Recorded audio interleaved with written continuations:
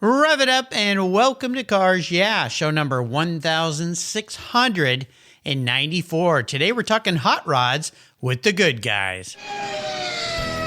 This is Cars Yeah, where you'll enjoy interviews with inspiring automotive enthusiasts. Mark Green is here to provide you with a fuel injection of automotive inspiration. So get in, sit down, buckle up, and get ready for a wild ride here on Cars Yeah.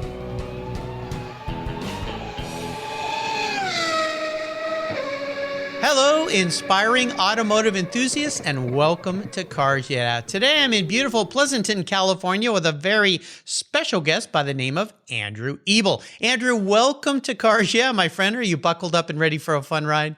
Let's go. Let's do this. We'll have some fun. Now, before I give you a proper introduction, I want you to share one little thing with the Cars Yeah audience that most people don't know about you. Well, a lot of people know that I'm an outdoor enthusiast, but what they don't know is I really like to be outdoors on my own. I love solo backpacking, solo hiking. There's something about kind of being out in nature by yourself, miles out of town. And that's probably the one thing that a lot of people don't know. Really? I think there's a lot to that. And I've had some guests on the show that make a effort to every so often each year, maybe a couple times, to go out into the wilderness and experience that on your own. I think there's something very majestic. I live up here in the Pacific Northwest where the trees are very tall. There's beautiful places to go hiking around here. And there's nothing like walking into the woods and just stopping and listening and touching a tree or a rock or listening to a brook go by. That's really healthy, I think. Oh, it's absolutely healthy, and it's magical. It's spiritual. There's a lot you can find, and I think it's great to spend outdoors time with your friends and family. That's always a lot of fun, but there is something unique about kind of, like I said earlier, being miles off the main roads, and you're all alone, and you're going to spend the night out there on your own, and those kind of intimate fears you might have, and kind of working through those. And there's a lot of reward at the end of those kinds of trips, and so I enjoy them. It definitely makes me a little bit of the person I am. Well, I think it's great. Rick Ward, who is a guest here on the show, has worked in creative field for years, and he used to work with the Beatles, actually, back during Abbey Road and so forth. And when George Harrison was getting into his spiritual time and so forth, Rick joined him with a guy named Deepak Chopra, who was just kind of getting going back then. And they did a 3-day nature silent retreat where he said for 3 days we couldn't talk. We went out into nature and we couldn't talk. And he said it was at first very weird, very difficult. But after the second day, he said it was a bit spiritual and very rewarding. And it forced him to be a better listener and observer, which I think we can all do a better job at that, right? I think it's like paramount in our business lives, right? It helps you in so many ways. Like we talked about the personal benefits involved, but you're right. It can carry over and you can learn some stuff. It's funny because oftentimes I find myself talking to myself. I'm not the most quiet guy. So there's many times I've been out there and, I'm fishing and I'm talking to the fish, I'm talking to myself, but it's the quiet solitude that's important. And yeah, you're right. It's so many benefits involved with it. Absolutely. Well, let me give you a proper introduction before we get too deep and spiritual here. We're going to come back to the reality of hot rods and cool times. Andrew Ebel is the Chief Operating Officer at Good Guys Rod and Custom Association, where they host legendary classic car shows around the United States. I don't think there's any car gal or car guy that doesn't know about Good Guys. Good Guys brings together hot rodders of all styles, families, and vintage auto enthusiasts for weekends of very good times. I've been to many of them here in Puyallup and a couple other places around the country. He joined Good Guys as Director of Marketing in 2011 and became VP of Business Operations and Marketing in 2014. And then in 2018, he became COO. His career started over 25 years ago, where he has enjoyed successful roles in event marketing and entertainment. We'll be back in just a minute to talk with Andrew more about Good Guys and hot rods and cars. But first, a word from our valued sponsors that make this show possible. Give them a listen. Give them a little love. Keep your seatbelt on. We'll be right back. Do you have a pet in your household that loves to go for a ride? Our pets are part of our families, but they can be very hard on your vehicle's interior. Well, Covercraft has you covered. They offer a wide variety of solutions to protect your vehicle's interiors from Fido's rough treatment. Canine cargo area covers are padded for comfort and provide door-to-door protection. Pet pads have built-in features to keep cargo areas and seats protected. Covercraft solutions cover cargo areas, bucket or bench seats, and protect from damaging claws, pet fur, hair, mud, moisture, and that occasional drool from permanently damaging your vehicle's delicate surfaces. Choose from a variety of styles and colors that cover almost every vehicle made. Is your dog getting a little old? Covercraft even has a pet ramp so your trusted companion can get himself into and out of your vehicle. Here's something special to you from me at Cars Yeah. If you go to covercraft.com and use the code YEAH120, YEAH120, you get 10% off your Covercraft order. Go to covercraft.com today and use the code YEAH120 and you'll get this special 10% off. Tell Fido it's from me. That's covercraft.com. Use YEAH120 at checkout. Covercraft, they've got you covered. Woof.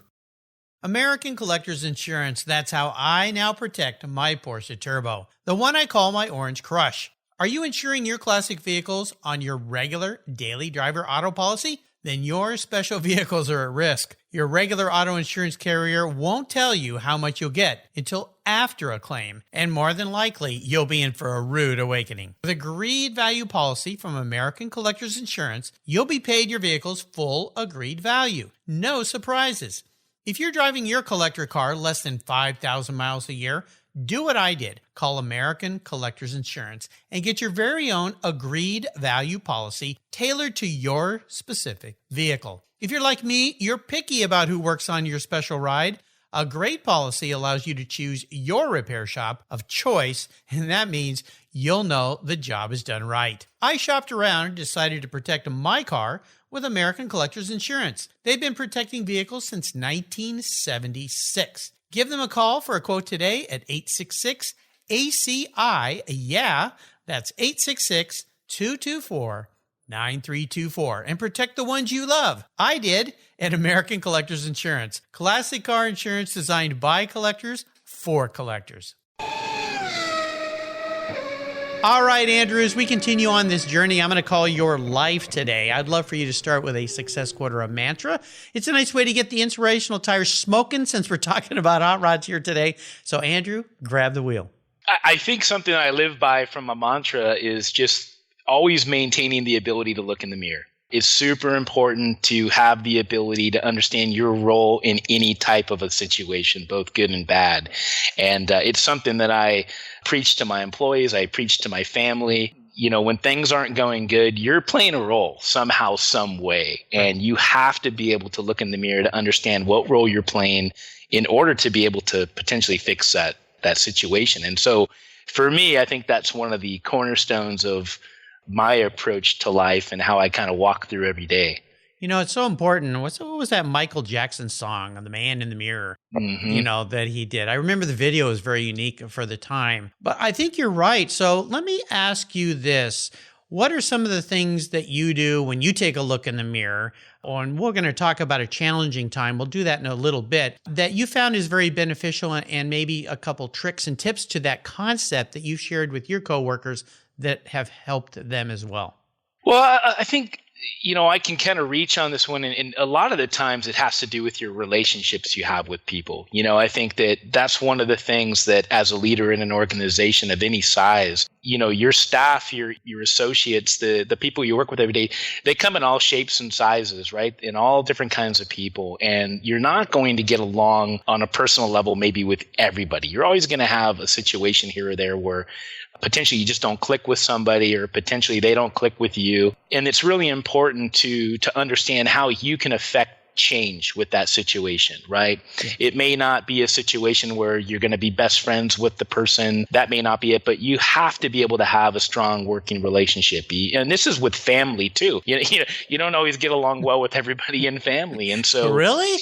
Yeah, it's amazing, right? Yeah. So I think that, you know, when you are having these challenges, again, it's really, really important to be able to understand, you know, that role you're playing in those fundamental challenges. What is it that you said? What is it that you did? What is it you didn't say or didn't do? There is always going to be something that you played a role in. You're never going to be a clean slate in any kind of a situation like that. So for me, I think those are it really does kind of come down to the personal relationships that you have. And that to me is one of the most important things in life. I mean, it may be the most important thing in life is your personal relationships, because at the end of the day, nothing else really matters, right? Right. So it's important. Absolutely. I've always said great communication is the key to our success, and lack of communication is the reason for our failures.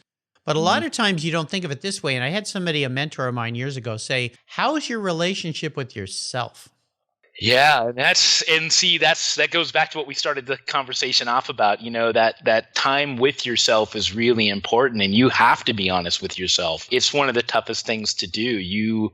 I've always kind of said that sometimes, your biggest victories come from your biggest failures. Yes. A lot of times, Yes. right? And if you don't learn from those failures, you're not going to be successful. But what it is, the strongest leaders we've ever had in the world all have had major failures. Oh, yeah. It's their ability to kind of pick themselves up, dust themselves off, get back on that horse again and get back to those, potential times. But you can't forget about why you failed. And that's one of the keys is if you forget that, it's the old, I forget what the saying is, but it's something like, those who forget history are doomed to repeat it kind of a thing. Yeah. And that's what it boils down to for me personally. And so I take every failure as an opportunity to grow and to be motivated, to be quite frank. When I was younger, I had a very bad habit of leaving the office every day feeling like I never did enough. And I tend to carry that habit even today. And so I go home and I feel bad that maybe I should have stayed that extra half an hour and got that extra project done. And while that can be looked upon as unhealthy by some, for me, it was a great motivator. And it's what separated me from, I think, other people in the organization at the time, wherever I was. And it's why I was able to be a little bit more successful maybe in the long run. And so, creating motivation for yourself is really important. Like I said a second ago, it can be a differentiation factor for a lot of people. And it can be what sets you apart from other people. Oh, absolutely. I've had so many great, inspiring automotive enthusiasts here on Cars Yeah. One was a woman who said, every January 1st, I set my New Year's resolution to fail 100 times in the new year. And I said, okay, explain that a little further. And she said, because that means I'm going to try 100 new things, and I'm probably not going to do them very well, but at least I'm going to try them and I'm going to learn from them. And I've always reminded me of that. Well, let's talk about Good Guys.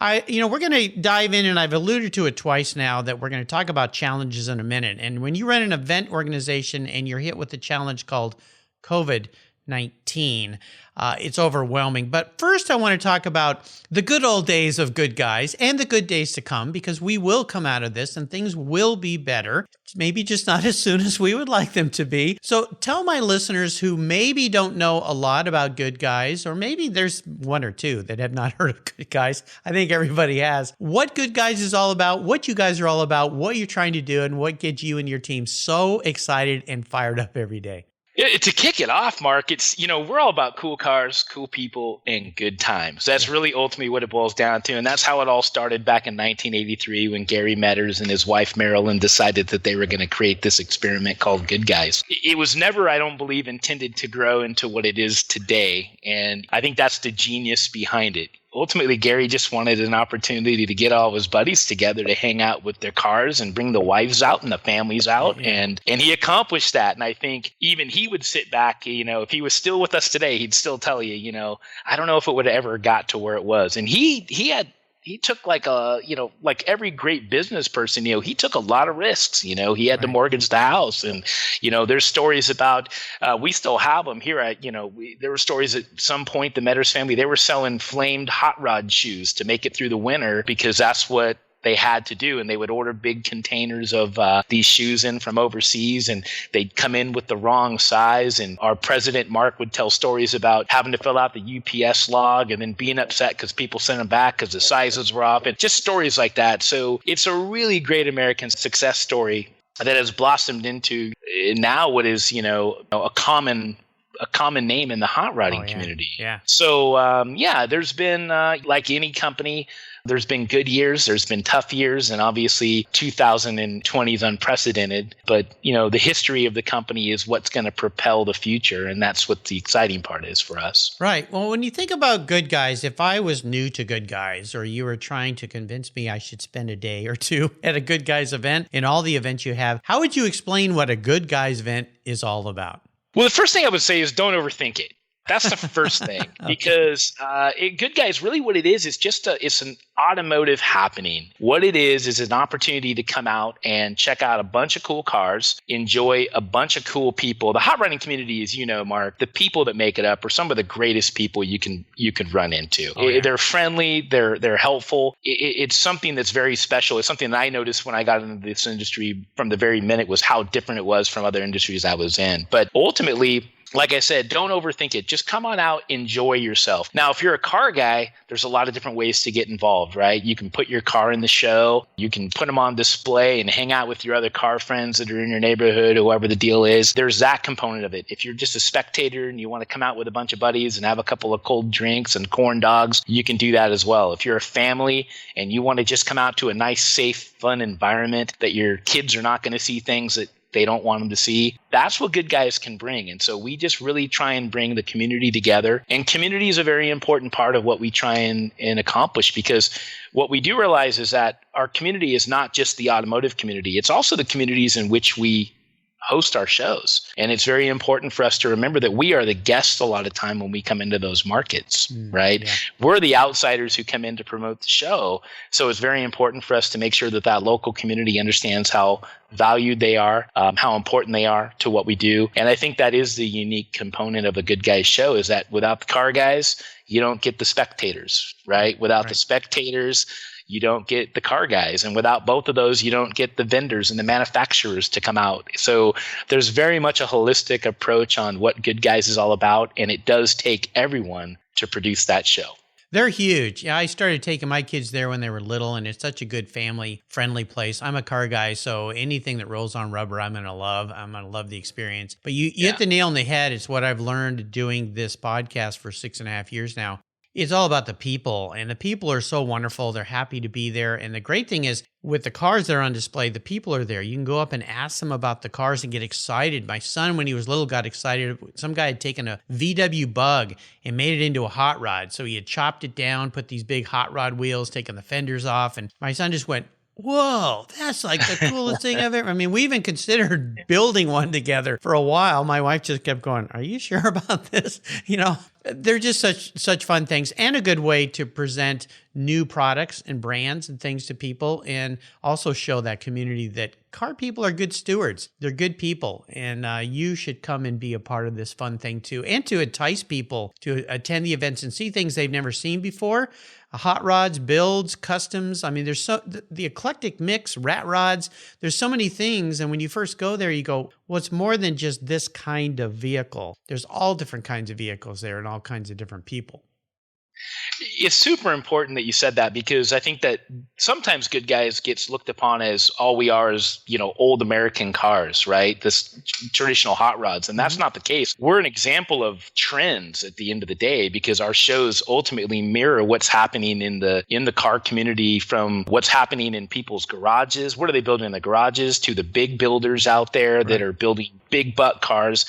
I think at the end of the day, when you come to a Good Guy show, you're going to see what the latest, hottest trends are. And we've seen it, since I've been here in 2011, we've seen the muscle cars and trucks just blow up at our shows, right? And then you start taking that and fragment that down anymore, and you start getting into the different styles of body work that goes into them, the patina phase and, all these, everything changes. And so that's what's kind of cool, because it's a real reflection of what the industry is doing right now and where it's heading. Every year we go to SEMA. That's what we go to SEMA for, is because we can ultimately see, okay, this is where our industry is going to be in the next upcoming year. We can see it clearly, right? But what happens is when you come off SEMA, then you go to the shows, but now you get to see that evolution kind of in process. And I think for those kinds of people who are interested in exploring and learning about automotive history, about the future, that's what you're going to be able to get at a Good Guys show. And your point's well taken. Not only can you go out to talk to car guys who own the cars, car gals who own the cars, but you can talk to the manufacturers about the latest products and services that they're offering. You can go to the swap meet and pick up stuff that you just can't find anywhere. I mean, it ultimately it's a hodgepodge of people that come together for one common goal, and it's really magical at the end of the day. The creativity is exemplary. It's just absolutely will blow you away. I mean, in so many different capacities. Well, let's talk about the 800-pound gorilla in the room just briefly here. When you run an event and basically something called COVID and the government shuts you down, first and foremost, how have you and your colleagues been? Has everybody been healthy and okay? Yeah, very fortunately, we've all been very healthy. It's been, I think, across the family, it's been very good, but it's been tough. You know, we've had some staff reduction and stuff like that. That's been normal for a lot of businesses. Mm-hmm. But overall, you know, I would say that it's been as good as COVID can allow you to be good. I mean, right. It's a weird thing to say, but I mean, we're continuing to push as hard as we can. Have you done some things to pivot a little bit to still keep people somewhat engaged this year, even though they can't go to your events? Absolutely. I mean, you know, this hit like so quickly, you know, it was strange because we actually happened to be down in Texas at Texas Motor Speedway the weekend that effectively the country got shut down, whatever it was. That March 19th, I think, was the actual. Yeah. If I look at it, we were down there. It was March 13th. It was Friday because we actually opened. Oh, Friday the 13th. Okay. Yeah.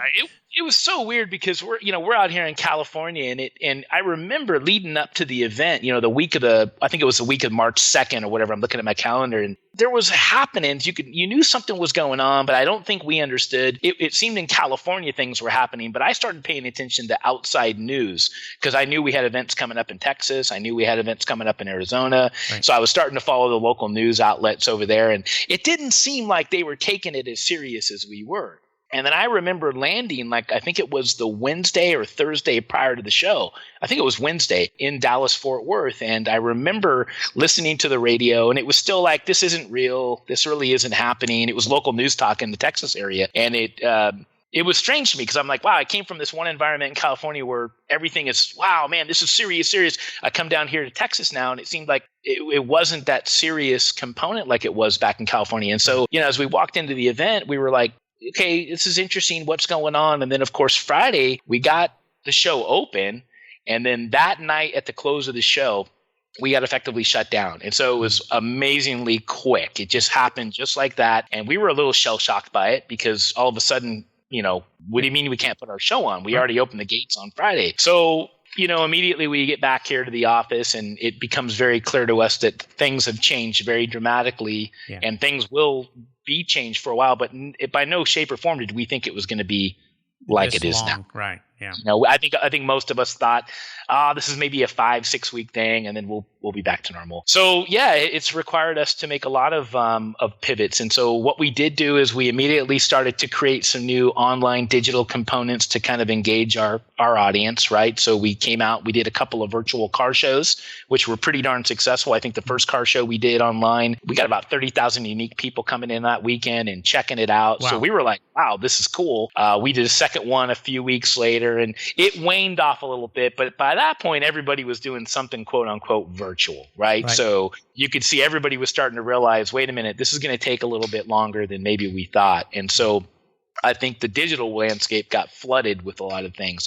So then we started creating some other things. We created some programs called Get in Your Garage to challenge people to get into their garage and help sell parts and get that stuff. So we really understood that we needed to stand by our partners at that point. Right. So I think that's what we've really focused on over the last, I guess now 6, 7, 8 months, whatever. It feels like 10 years, doesn't it? Yeah, losing time on this thing. But that became our real focus is, okay, we've got these partners that have invested in Good Guys. We can't do the events the way we would like to do them. We have to find new outlets. We have to find new ways to try and help with whatever we can. And we were finding that was pretty much the the approach that most of the industry was taking, most of the media industry.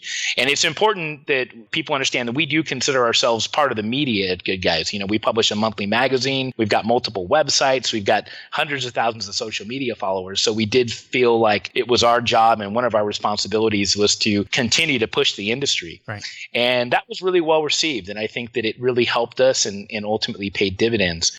I think as far as, what it's taught us is a lot. We were able to do some events, and, we did a couple of events over the summer. We did a show in Des Moines, Iowa, which was a nice break because we hadn't been able to do anything. And so July 4th weekend, we got to go hang out in Des Moines with those people and had a great time with them. We were able to do a show a couple weeks later in Salt Lake, but effectively that's all we've done. We've got a show coming up in next weekend in Scottsdale. But yeah, I think ultimately where it's really kind of helped us, which it sounds funny to say COVID has helped us, but I think it's really helped us reset a little bit on our approach moving forward. So we've had the opportunity now to really dig deep into some of our current practices, our current processes, our current philosophies, and ask a lot of questions.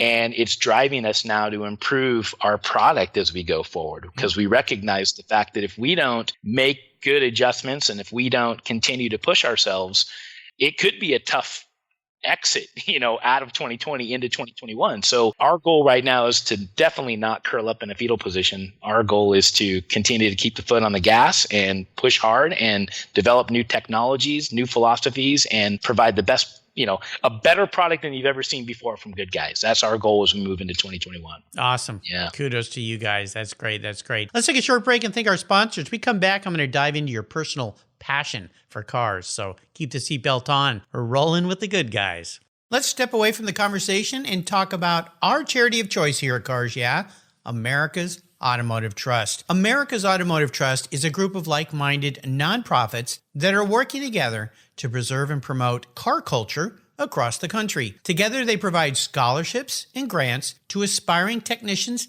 and restoration artists. They provide youth education programs and bring communities together through auto-related events, car shows, and drives. Among these nonprofits is TechForce Foundation, a great organization dedicated to solving the technician shortage that threatens the transportation industry today. By providing career development resources and increasing awareness and enthusiasm for the tech profession, TechForce is bringing bright young students into the auto, diesel, aviation, marine, motorcycle, motorsports, and restoration worlds. To date, they've awarded more than $10 million in scholarships and grants to tech students. And in times like these, I don't have to tell you how essential those techs are, keeping our delivery and emergency vehicles running and keeping America rolling. To learn more about TechForce or to make a donation to this cause, visit www.techforce.org. You'll be glad you did.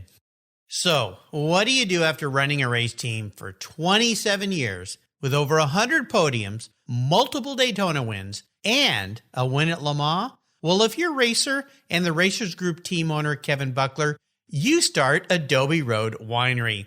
It's located in Petaluma, California, and he and his team have created a winning combination with the Racing Series, 4 ultra-premium red wine blends that are in a class of their own. Like racing, these wines comprise of art, precision, engineering, science, wrapped in a whole lot of fun. You can choose from 4 blends titled Redline, Apex, Shift, and the 24. Today, I'm going to talk about Shift.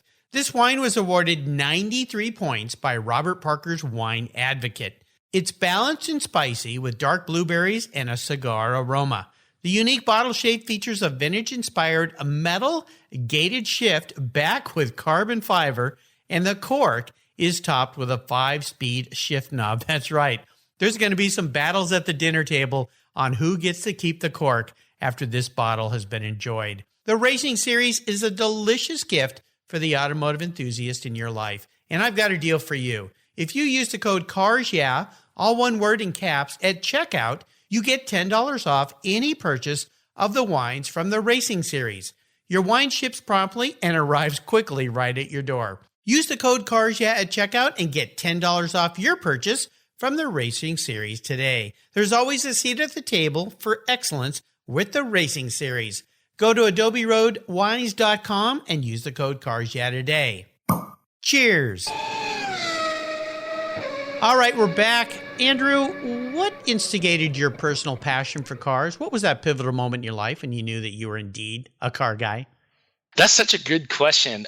There's a couple that kind of popped out at me. And one of them was a movie that I watched back in the day that I got absolutely blown away by the car. And it was, if you're familiar with the movie Boys in the Hood with Ice Cube, yes, there was an Impala in that. I think they called it Touch of Gold was the name of it. It was on Lowrider magazine front cover. And I became absolutely blown away and infatuated by that car. And I think it's the first car that ever kind of hit me and went, you know, cars are cool, because I didn't grow up in a traditional car family. I grew up in a single parent home and didn't have a lot of uncles, or, you know, my dad wasn't around. So I didn't have anybody pushing me in that direction. So I think I got it from the movies. And that car kind of stimulated me to go, wait a minute, cars need to get on my radar. These are super cool. So I think that was probably the inspirational point. And then I started to really kind of think of it more from a guy perspective of, I need to have a cool car. Cool cars is the key, you know? So I think that that's where my passion really began. And I don't remember how old I was. I know I was in high school, but it hit me like a ton of bricks. I can tell you that, Mark. Oh, definitely. Well, what was your first really special car? That car you got in your life that you went, yeah, I finally got it. I've been wanting this for a while. It's so funny because I went so far in such a short amount of time. I'll tell you a really funny little story. My very first car was absolutely awful. So when I got to the car I really loved, it was a huge difference. My very first car, it was a 1980 powder blue Ford Fiesta that I would drive around. And I'm 6'3". I'm not a small man. It was probably a heck of a look seeing me drive into the high school parking lot. Yeah. How's he fit in that thing? It was funny. But no, the car that really was my first baby, if you will, is I ended up getting this 86 Chevy S10 from my cousin. I bought it from her and spent some time on this car, loved the car, ended up slamming the truck. It became a mini truck. I put a custom paint job on it, shaved the handles off the door, had pop locks on it. It was a single cab, so I stuck a bazooka tube in the back. And, nice. I thought it was the coolest thing in the history. And it's funny because I still talk to, I've got a good friend who's a builder, Jonathan Gouldsby from Gouldsby Customs. Oh, yeah. And we joke all the time that our goal is we got to get another 86 S10. At some point, somehow, we got to make this happen because he has kind of the same vibe. But that was really my first hot rod. And I miss that truck. I miss that truck a lot. Very cool. Nice memory. Well, I'm going to crawl into your head a little bit here, Andrew. If you woke up tomorrow and you were a vehicle, this isn't what you want to be. This is more how you perceive your personality as a vehicle. What would Andrew Ebel be? And more importantly, why? That's pretty clear to me. I think I'd be the Griswold family truckster. Okay. It's just a random car, right? But I think there's a lot of reasons for it. I think it's not the coolest car. It's not the most attractive car. Yeah. But it brings a smile to your face, and it got the Griswold family all the way to California. It went through a lot, and I think that's the whole point of it. Is I kind of liken myself to that. You're not the best looking guy. You're not the smartest dude in the room. You say some things sometimes that maybe people will kind of smile at, but at the end of the day, you're reliable, you're trustworthy, you got me there. And again, that vehicle, every time I see it, it still brings a smile to my face. So that'd probably be me. Nicely thought through. I love that answer. You're the first one to answer that way, by the way. Really? Yeah, the Griswold family trucks. I don't think anybody else has selected that vehicle. So, but more importantly, I like the reasons why. All right, we're entering what I call the last lap. I'm going to fire off some questions, get some quick blips of that Griswold family truckster throttle from you as answers. So here we go. What's one of your personal habits you believe has helped contribute to your many successes in life? I think I mentioned it earlier. It's never feeling like I did enough that day. It's what drives me to kind of get up the next day and keep pushing. And I think that's a really important part of my motivation on a daily basis. Oh, absolutely. Now, if I could wave a magic wand and arrange for you to have a drink or a meal with anybody in the automotive industry, living or deceased, who would it be? Elon Musk. Yeah. That guy's crazy. I know. That guy's crazy. I'd love to spend some time with him. His mind just operates on a level that I'm sure there wouldn't be a lot of conversation. It'd probably just be me listening to him, So, yeah. But for sure, Elon. Oh, yeah. I know. I've actually tried to get him on this show. He's kind of busy. I think he's running, 5 companies now? I don't know how I don't know. I think he's an alien. I think that the reason he wants to go to Mars is to get back home. He lives on the other side with this whole colony of magical people that have another brain matter going on. But yeah, he's incredible. Absolutely. Well, how about when it comes to automotive advice someone else has ever offered you? What's the best advice you've received? It's not about what you like.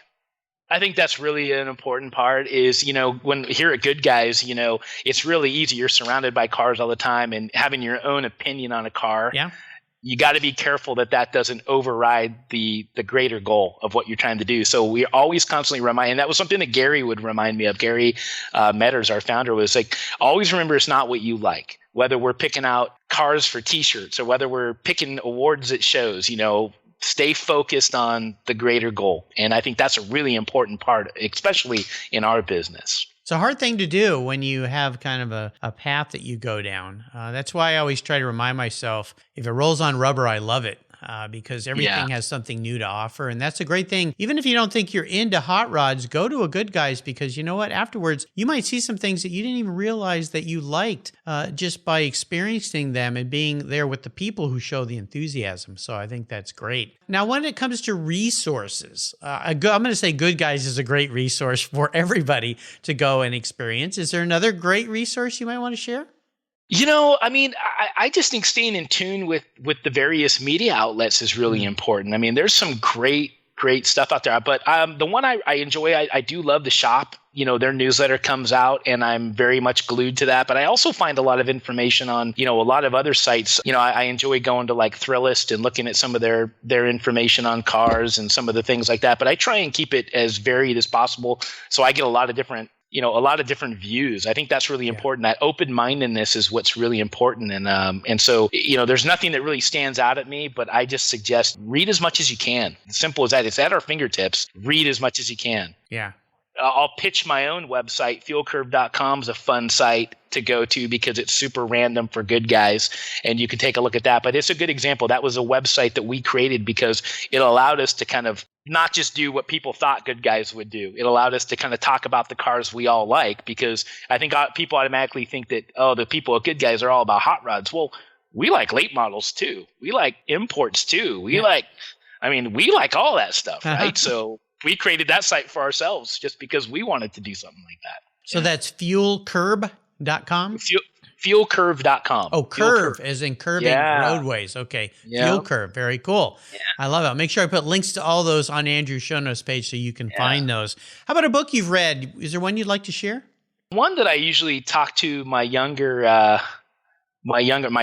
children, my sons in particular, but the one that I've kind of always loved is a book called The Alchemist by Paulo Coelho. Yeah. And I don't know if you've ever read it, but it's about life path. It's about, at the end of the day, everyone's got their own, I think it was quote unquote a personal legend, and your ability to understand that not to worry about what other people are doing, worry about your own life path. And if you do that and you stay true to yourself, you're going to hit your goals. And that's a book that I suggest to a lot of young people. It's a great book. I'll tell you a funny little note on that. A really cool, heartwarming note is I had told my young son, who's 23 now, almost 23, when he started college, I said, I want you to read this book. And I kind of had forgotten. And one day we were talking not long ago, and I'm like, I got to get you this book. If I haven't given it yet, I got to make sure you get this book, The Alchemist. He goes, Dad, you gave me that book like 5-6 years ago. He goes, I love that book. It's my favorite book. And it was one of those things where I went, all right, cool. Yeah. I got to remember, number one, who I give the books to. But, number two, I understand the impact it had. So I definitely think that's a good one for everybody. It's a classic. I do the same thing. It's funny. I do the same thing with my kids, along with another book called Who Moved My Cheese? And, love that. Yeah, which is all about change and being adaptable to change and so forth. But The Alchemist is a classic, and it's an easy read. It's one of those books I try to pick up every year and reread it. You just learn something a little bit new, reminded of things a little bit new. The Who Moved My Cheese is a great business book. I mean, it's a fundamental business book, and I agree with you wholeheartedly. It's one of the greatest books, and I actually implemented that when I got to Good Guys. It was a read that we did here because I felt it was so, along with Good to Great, of course, you got to get a couple of those. Yeah, Jim Collins' book. Awesome. Oh, yeah. But you're right. Who Moved My Cheese? Great pick. Yeah, and it's good. The reason I gave it to my kids when they went to college is because they were about to encounter big change in their life, and they need to be adaptable, and to remind them that you're going to keep seeing big changes. You need to be adaptable so you survive. So, because people are going to be moving your cheese your whole life. You got to keep seeking the cheese, right? It's not going to always be where it always was, right? Especially this year. Boy, they moved our cheese, the whole block, everything. Yeah. All right, we're up to the checkered flag here, Andrew. This last question could be a bit of a doozy. I'm going to buy you a very cool collector car today. Any car in the world, any car you've ever seen, any car you want to see, doesn't matter. I'm going to park it in your garage. But as my listeners know, a couple rules to this game. One is you can't sell it to buy a bunch of other toys with. You got to keep it, so it's got to check all the boxes. I want you to drive it. No garage queens or dust collectors allowed here. But it's the only one cool collector car you can have, so it needs to kind of do everything for you that you want a collector fun car to do. So what am I going to buy Andrew Ebel today? I would say probably a 66 VW microbus. I think that's kind of, I think that's, to me, it's been a car that for the last 20 or so years, I've always looked at. I've loved them. I'm a NorCal guy, born and raised. And so they've been kind of part of the fabric of the California culture for a long time. But there's something about those that's just special. Every time I see one, I'm drawn to it. If it's the only vehicle out in the field, the only VW microbus, I'm going right to that bus for my first photo of the day. There's just something about them that just, it's so NorCal to me, I think. And it's just something that I love it. I love that vehicle. Yeah. Well, I'm guessing it's got to be a 21 window, right? Absolutely. I mean, that's the whole reason for that year for me. So, and I see them, it's crazy because they're not cheap. Oh, no. Well, you're better than some of my guests who want, Ferrari GTOs and things. So, at least we're not in the $1 million mark, but they have become very expensive. Now, I have a little option for you with that. I had a great guest on the show who's down south of you. He has a company called Z Electric. David Bernardo. Have you heard of them? Yes. Yeah. I've seen some of their stuff online. Yeah, where they actually take those things and they convert them to electric vehicles. He does a marvelous job, and he also can go in and beef up the suspension a little bit. They're much quicker, so he need to beef up the suspension and the control a little bit because those things are kind of like rolling bricks, I was going to say, when you start adding all the batteries in, I know that was one of the challenges they had originally on that was the weight of the vehicles, right? So exactly. Well, they were always pushed by a little 1300, 1400, 1600 engine, so they didn't go that fast to begin with. So you put electric motor in those things and they start to really roll. And do you have a color option just so I get you the right one? A two-tone red and white. I'll take that. Okay. Yeah. I mean, you can deliver that next week. Okay.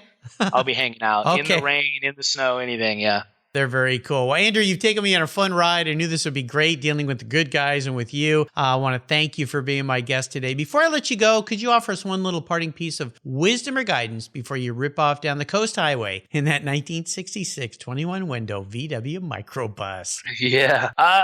For me, I think it's just keep pushing yourself. Accept failure and turn that failure into motivation for future success. I mean, I think that's truly what it boils down to is I don't care how old you are, how young you are, keep pushing yourself. You can always do better. You can always do more. Just keep pushing. Yeah, keep pushing. You're a great inspiration, Andrew. Thank you for that. What's the best way for people to learn more about Good Guys? For sure. Head over to our website, which is good-guys.com. And you can learn all about our events. You can learn how to become a member. We have a membership that gets you a subscription to our magazine that comes out 12 times a year. Check out our other website, fuelcurve.com, like we talked about. There's plenty of ways to get involved. You don't have to just live near our show. Like I said, just follow us online, follow us on social media, come along for the ride and just have a good time. That's all it's about. Yeah, it's all it's about. And you definitely will have a good time when we all can get out and be together again, for sure. Listeners, you can find everything that Andrew shared today on his very own Cars Yeah show notes page. Just go to carsyeah.com, type in Andrew Ebel, E-B-E-L is how you spell that last name, and you'll find everything listed right there. I want to do a quick thank you to Tyler Clemenson at Con Media for introducing me to you, Andrew. The folks at Con Media bring me so many great guests, wonderful people there, and of course, Dan Con, the founder of that company, has been a guest not too long ago here on Cars Yeah, so you can learn more about Dan and how he's built that brand. Andrew, thanks for being so generous today with your time, your expertise, for sharing the amazing events that you and your team put on. I can't wait to get back to a Good Guy show. Until you and I talk again, my friend, I'll see you down the road. Thanks, Mark. Appreciate it. You're welcome. This has been fun. If you're listening to Cars Yeah, you've probably spent some time working on your favorite ride. But how confident are you working on your finances? You may be able to rebuild a fuel injection system, but can you decipher the details of a mutual fund? If you're like me, investments, insurance, annuities, budgeting, and other financial concepts may seem a bit daunting, but what if I told you there's a book that describes these subjects and more in an easy-to-read and a very humorous way? My friend Chris Kimball, CFP, a longtime sponsor and past guest here on Cars Yeah, has written that book, and it's titled The Saga of Ike and Penny, a couple's humorous journey through the confusing world of finance. It's a fun look at things you need to know, everything from investing to effective ways to get rid of credit card debt, and it's probably the only book on finance with a VMAX on the front cover and a classic Mini Cooper on the back. The book's available at Amazon for just $10, and this book will dramatically improve the direction of your financial future. I gave copies to each of my children. All securities are through Money Concepts Capital Corp. Christopher Kimball Financial Services is not affiliated with Money Concepts Capital Corp. Get your copy, The Saga of Ike and Penny, today. Thank you so much for joining us on today's ride here at Cars Yeah. Drive on over to carsyeah.com to find show notes and inspiring automotive fun. Download your free copy of Filler Up, a fun book filled with gorgeous photographs of fuel filler fun, including quotes from more inspiring automotive enthusiasts. Download your copy today, and we'll see you next time on Cars Yeah.